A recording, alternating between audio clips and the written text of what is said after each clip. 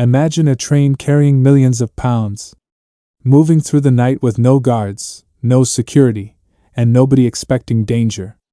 Now imagine 15 criminals watching that train, not with fear, but with absolute confidence. Because they've spent months studying it, following it, and planning exactly how to take everything inside. This is not just a robbery.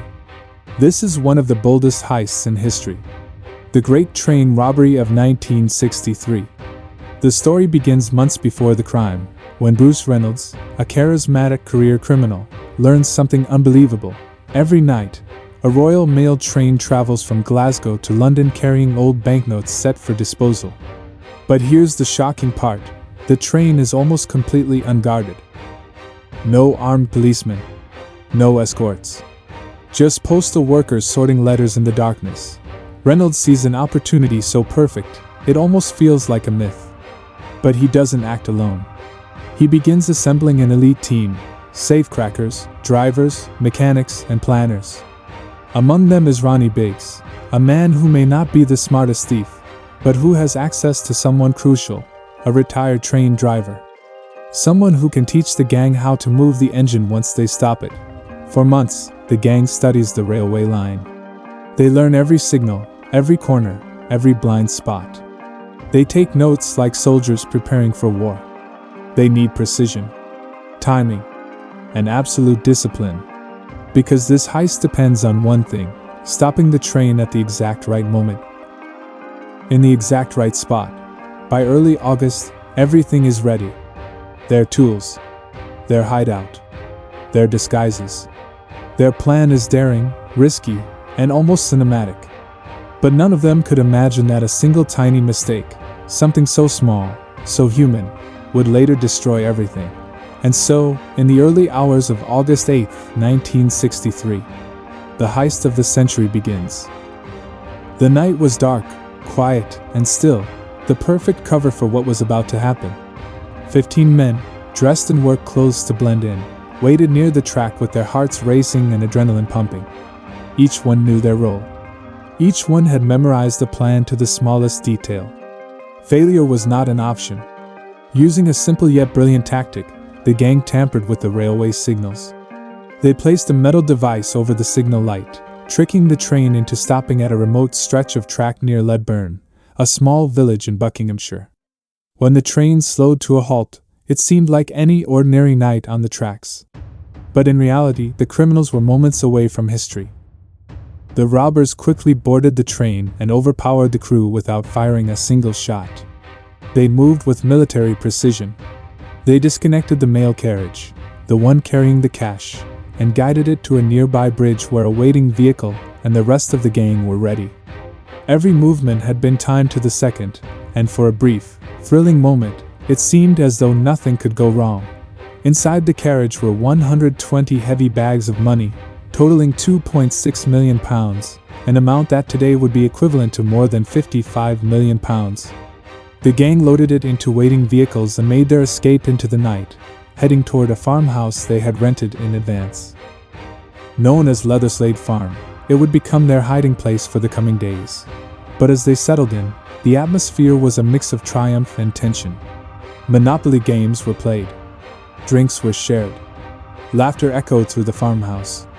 It was a moment of celebration, but also a moment of dangerous complacency. For even the most brilliant criminals can make mistakes, and the smallest slip can undo months of planning. And this is where the story takes a turn, one that proves even the most daring heist can unravel in ways no one expects. The heist was perfect, or so it seemed. 15 men, a train stopped in the dead of night, millions in cash, and yet the tiniest error would soon bring it all crashing down. After the heist, the gang hid at Leatherslade Farm. At first, everything went according to plan.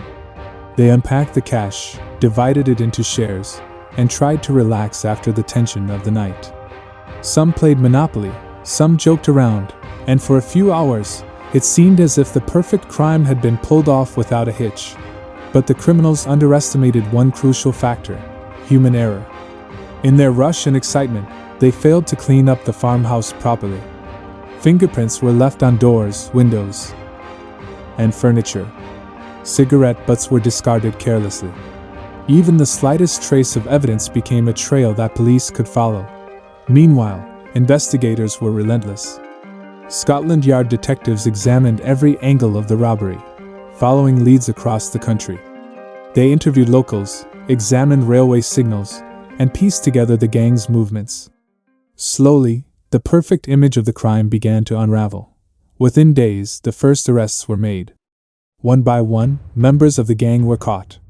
The fingerprints at the farmhouse linked them directly to the crime. Police uncovered connections, traced vehicles, and discovered accomplices. It was a painstaking investigation. But the law was closing in, and the legend of the Great Train Robbery was taking on a new twist. Triumph turned into disaster. By the time the dust settled, most of the gang was behind bars, receiving sentences that seemed almost as legendary as the crime itself. 30 years in prison for many.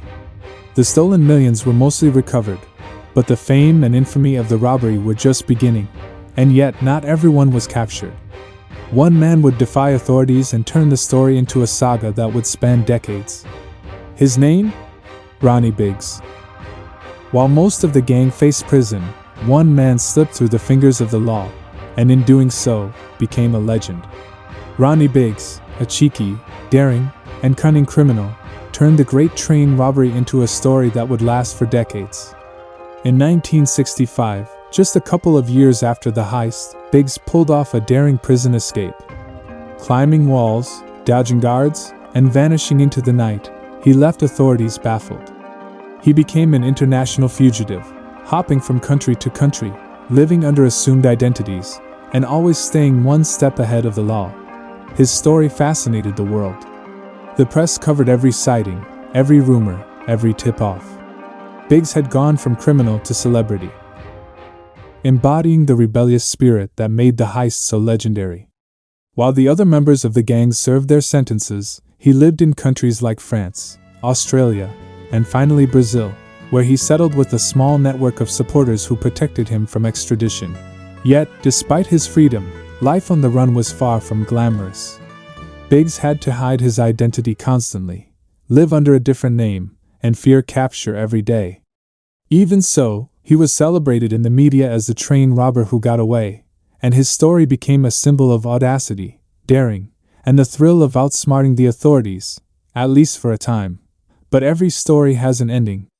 In 2001, nearly 4 decades after the robbery, Biggs returned to the UK voluntarily due to ill health. The headlines erupted worldwide. A man who had become a symbol of the heist finally faced justice again, bringing full circle a saga that had captured imaginations across generations. The Great Train Robbery wasn't just about money. It was about meticulous planning, human error, daring escapes, and legends born in the shadows of a daring night.